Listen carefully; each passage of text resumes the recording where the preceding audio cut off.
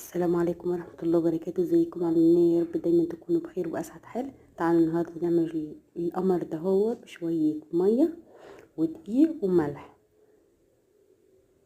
انا هنا عملت 10 حتت بجد زي العسل. نص كيلو دقيق، ذرة ملح، هنزل بالمية شوية بشوية لحد لما العجينة تتلم معايا زي حضراتكم ما شايفين. بعد كده هبتدي اعجنها كويس. بعد كده الفها رول، اقطعها بالسكينة. هنا قطعتها 10 قطع.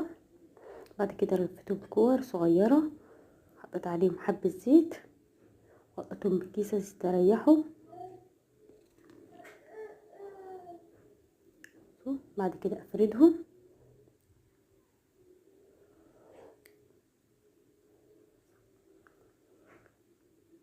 افرد التانية على شكل اسطوانة.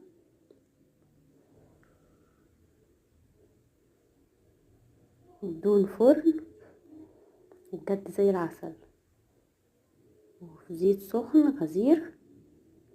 هنزل بالفطيرة لحد لما تتحمر من تحت. بعد كده بقلبها. هنا برش عليها شوية سكر بودرة. لو حابة تحطي عسل اللي متاح عندك بتحطيه.